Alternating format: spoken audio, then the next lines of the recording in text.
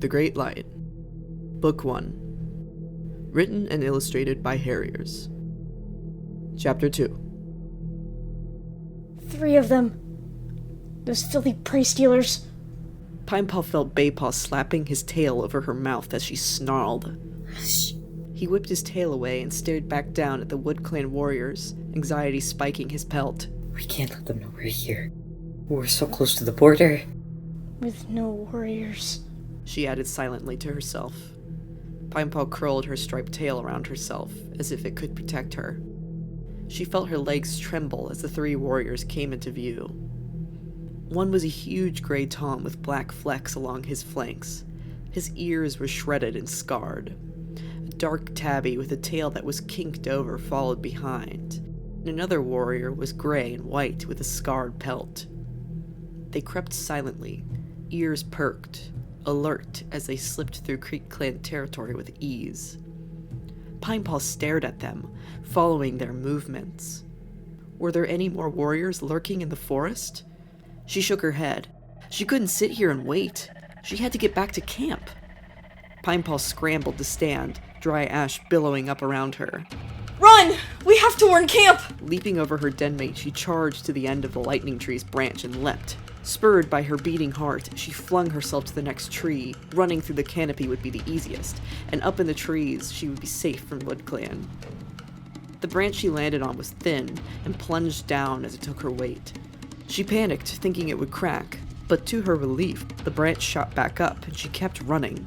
She dodged the trunk, springing onto the other side with her claws out. Baypaw was struggling behind her. Come on! A twinge of guilt hit her. He had no idea how to run through the trees. But that couldn't stop her. She had to warn camp.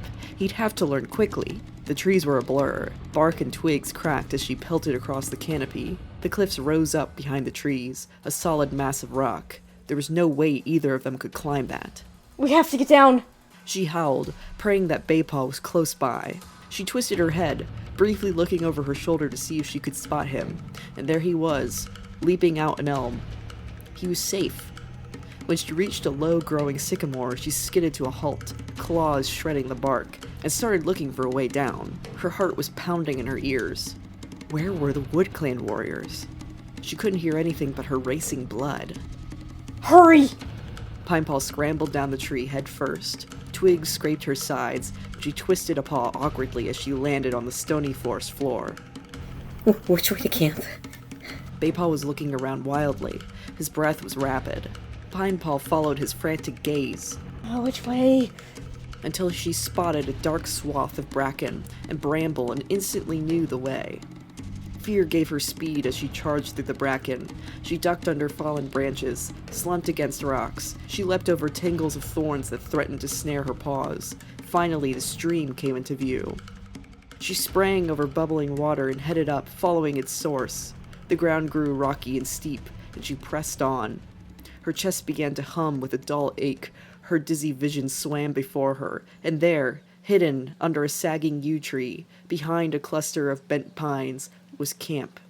She burst through the bracken wall, skidding to a halt with a loud gasp. Pinepaw! There was a shout. Pinepaw slouched, her lungs straining for air. She opened her jaws to speak, but nothing came out. She felt weak, limp. All of her was drained of energy. Baypaw slammed into her side as he followed. She could feel the heat radiating from him as he gasped for breath. Where have you been? You've been missing since dawn. You can't just bunk off duties because you feel like it. Pinepaw dimly recognized the limping gait of her mentor, Campion Tail, and raised her head to look at her furious expression, green eyes alight with anger. Wood Clan! Cross the border. Baypaw finished. The brown tom had collapsed, sprawled on the ground. His flanks shivered as he heaved for breath. In the forest. Pinepaw swallowed and propped herself upright to look at the senior warriors as they gathered. Startled faces stared back, features swimming. She blinked, and slowly, camp fell into place. 3 of them. We ran as fast as we could. Instantly, a sleek brown and cream molly got to her paws. Diesel stock. Tall sun. We'll head down. There was a rustle as the warriors vanished into the forest. Silence, and then Campion Tail rounded on the apprentices. Where have you been? Look at you, you're filthy. Pinepaw blinked dumbly at her mentor, then stretched her head around to glance at her pelt. Covered in ash and crumbled burnt bark. Her fur smelt singed. She had assumed the forest would clean it off. Now she was covered in the evidence of her adventure. What is this? Ash? Campion Tail sniffed at the apprentices and recoiled with flattened ears. The lightning tree. Is that where you were?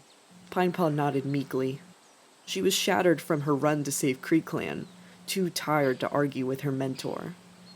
You know how dangerous the forest is. Great Starclan, he even saw WoodClan warriors. What if they got you, Pinepaw held her tongue. She knew that was a question she wasn't supposed to answer. I have no time for this. WoodClan might be invading our borders. She lashed her tail and turned her head to see Goatfur, Baypaw's mentor. I'm ashamed with both of you. Especially you, Baypaw. Baypaw ducked his head as Goatfur continued. Until you two learn that being an apprentice isn't about having fun, both of you will take all cleaning duties. Pinepaw leapt up in protest. All the cleaning duties?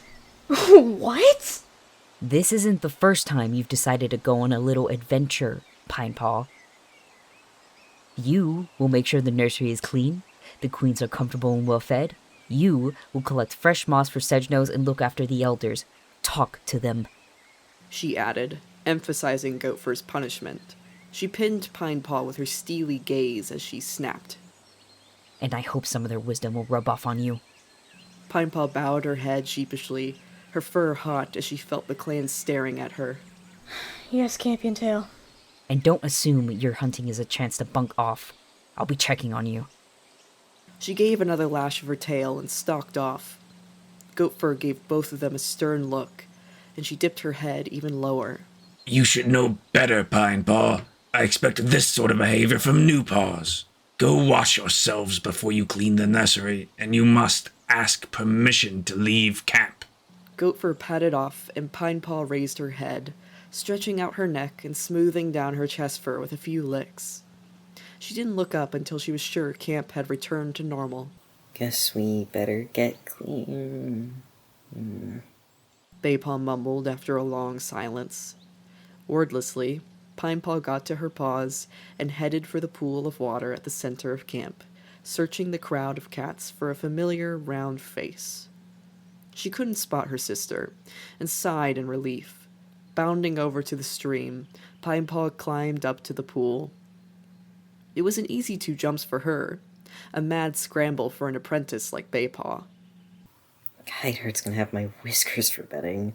Baypaw grumbled as he leapt up the rock wall and onto the flat slate, sliding his paws towards the water's edge. Shouldn't have followed me into the forest then. Pinepaw flicked a pawful of water at her denmate as she slid into the pool, wincing as cold water washed over her paws. Pinepaw splashed her chest fur gently, revealing the white fur underneath. Ash began to float off her. Can't let you go alone. Baypaw's teeth chattered violently, and they quickly got to cleaning their fur. It wasn't too deep where they stood. In fact, the pool wasn't deep at all. The bottom was a single sheet of rock, rippled by waves, wind, paws, only getting deeper as it got closer to the water that trickled down a flat rock, the camp wall, and on the opposite side, where it noisily cascaded down stones to the stream. If Pinepaw wanted a nice, relaxing swim, she had to go all the way downstream to the marshes. The waterfall, on the fall side of the pool, foamed and shone with tiny rainbows as the sun appeared behind the trees. Pinepaw could see a thick tail peeking out from her den in the stone wall. The clan leader seemed to be deep in a conversation with someone. Campion Tail and Goatfur, Pinepaw realized with a flash of embarrassment. She shook her head and looked at Baypaw, who was dripping wet. A shadow crossed over Pinepaw, and she looked up and gulped as a black and brown Molly loomed over her. So you went to the lightning tree, huh? Yeah? Oh, I'm surprised you still knew the way. Leave them alone, Shellspine. Flaxstripe, one of the younger warriors, warned as he trudged towards the apprentices. Shellspine tossed her head back and gave a purr. I was only curious. It's after the bills and gold the way I was there. She sat down neatly and began to comb her plumed tail with a paw. Did you see any woodcon warriors? Yeah, I did. Were you scared? No. Of course not. No Creek Clan kid is scared of them. Pinepaw forced herself to look at Shellspine's face and nod. She had a lean face, windswept, spiky fur, sharp, intense eyes. If Slightcloud's eyes were dull and distant, always somewhere else, then Shellspine's eyes were constant and piercing, like so many of the warriors, sharp and... Pinepaw's mind scrambled for a word. Hungry, she thought. Mean. Not scared at all. She lifted her chin with pride. We even climbed it. All the way? Shellspine tipped her head further. Pinepaw didn't back down, staring into those hungry orange eyes. You bet. Baypaw ducked his head. Shellspine! Yes. She sighed and swiped her tail through the air, cool and collected. She landed on the grassy floor of camp with a self-satisfied grin, stalking away with Slightcloud trotting after her, leaving Pinepaw and Baypaw to the pool. She's scary. She's a warrior. Pinepaw clambered from the pool and gave her pelt a shake. She licked her chest fur down until it wasn't sticking out like a duck's tail. You take the elders, I'll clean out the nursery. It'll be quicker that way. And without giving him time to respond, she crossed the pool in a single smooth bound.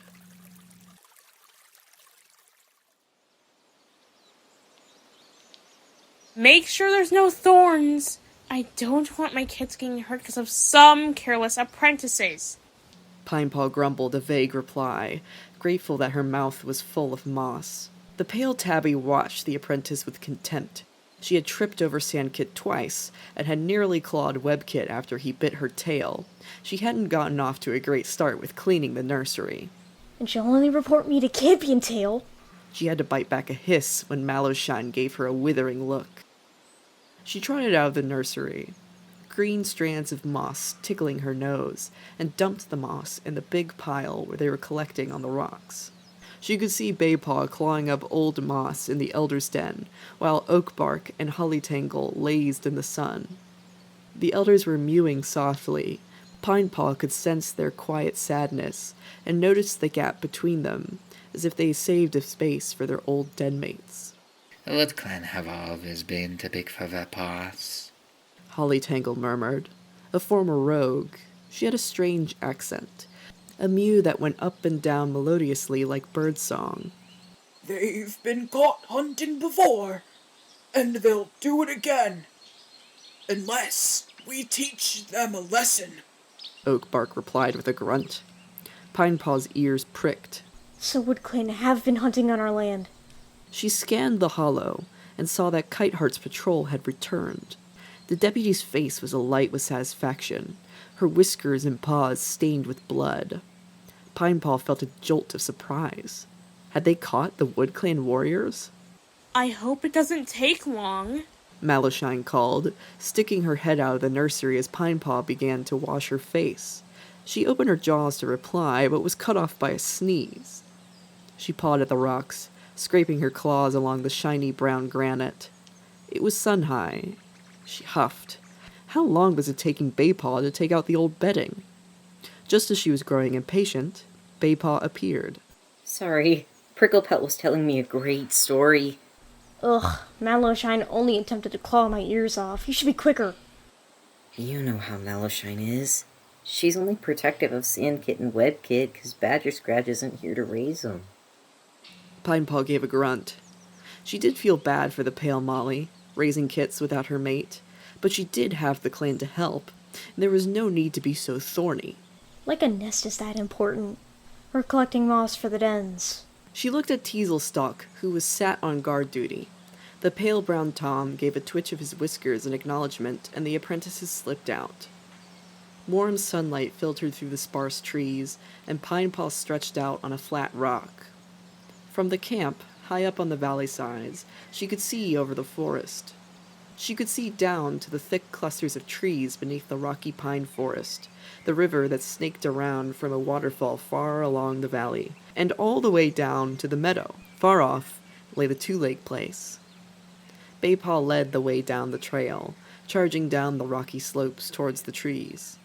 Pinepaw lingered behind, gazing at a pack of starlings that fluttered through the larches. Look, here! Baypaw shouted, and Pinepaw gave up her staring, sprinting over to where he'd found a large, sturdy sycamore that was teeming with moss. While he began tearing up moss from the bark, Pinepaw sniffed at the roots, searching for prey. Can you help? Baypaw asked with a flick of his tail. His paws were dirty, and specks of moss dangled from his whiskers. Pinepaw rolled her eyes and padded to the tree. She stared at the mass of moss Baypaw had gathered. We won't need that much. Still, she began to claw at the tree with deft flicks of her paw. They managed a large pile before Pinepaw got bored and began sniffing for mice again. She nudged her den mate along the trail and back to camp. On the way back, Pinepaw finally spotted her littermate, sitting on a rock and staring at the sky. What are you doing? She mewed, putting down her moss. Dandelion Paw jerked her head around. Oh, I was watching the sky. Look. She pointed at the sky with her muzzle, gesturing at two fluffy clouds that hung above the valley. What? There's some clouds? No, look. There's some strange birds. Pinepaw climbed to the rock and stood next to Dandelion Paw, narrowing her eyes as she stared at the sky. The sun stabbed at her eyes and she blinked away the blinding light. Suddenly, a bird swept between the clouds, briefly appearing in a naked patch of blue sky before vanishing behind a cloud. It's a bird. Pinepaw mewed, but unease curled in her stomach. Why didn't it flap its wings? And why was it so big? Was it one of those huge wandering birds that Holly Tangle mentioned in her stories? She kept staring, hoping it would reappear, but it didn't, and she grew annoyed. Probably some kind of eagle. It's silver, like Slight Cloud's pelt. What kind of bird is silver? A silver bird. Hey, come and help us carry this moss back. She didn't want her littermate being weird and staring at silver birds all day, and her neck was aching from having to tuck moss under her chin. Oh, Campion Tail made you clean dens? She leapt down from the rock with a purr and nosed one of the moss piles into a tight ball. Thank StarClan. The rest of us can go training instead of doing chores. I told you going to the lightning tree was a bad idea. Yeah, have fun playing catch-up. Pinepaw flicked her tail. Her moss ball was smaller now. Dandelion Paw was helping, and they got back to camp quickly without any more strange interruptions. Dandelion Paw headed off to the apprentice den, a small cavern made by roots of the yew tree, and Pinepaw went to finish her chores. As Pinepaw approached the nursery, she was glad to see it was empty. White Speckle was dozing outside on the rocks, and Malushine had taken her kits to play in the camp. Pinepaw had the hard stone coated in a thick layer of moss in no time at all, and she was completely certain there were no thorns at all. That will show Malushine. She sat down on the moss with a satisfied purr and began to groom her pelt. A set of paw steps and a friendly mew made Pinepaw turn around. Do you want some feathers? The small, compact Molly dipped her head as she stepped into the nursery. She had glossy gray fur and white paws stained with grass. Thanks, Orchid Paw. Pinepaw flashed her den mate a grateful look and picked up the feathers that lay at her paws. Sparrow, freshly plucked as well. She could still smell the blood. Jealousy curled in her stomach at the thought of other apprentices hunting. No worries. Orchid Paw dipped her head and turned for the exit. I better go. I don't want to be caught helping you. She waved her tail and was gone, and Pinepaw was left in the nursery. She gave her paw a few licks before deciding to go check on Baypaw. She slipped from the rocks and into the camp. Warm sunlight filled the camp, several warriors sharing tongues and murmuring about the day. With a heavy sigh, she stretched out her neck and clawed at the slate, then arched her back, shook her pelt out, and found a knot in her fur. It had to be dealt with. Orchid Paw was hurrying across camp, Hollytangle following behind her. The elder was leaving on one of her walks, and Pinepaw snorted, glad she didn't have to escort the elder across the forest. She was far too tired for all that. She sat down to yawn and scratch at her ears when Goatfur walked up. I hope you're not slacking off. Goatfur growled as he approached the rock pool. Pinepaw flashed him a scowl. I've just sat down. She gave her ears another sharp scratching. Her throat tickled. Moss always made her itchy. The quicker you finish, the sooner you can sit down. Pinepaw flattened her ears but said nothing, a growl building in her throat. Well? Goatfur's tail swished the ground and his amber eyes glittered with an anger that left Pinepaw no choice but to agree with. Get on with it!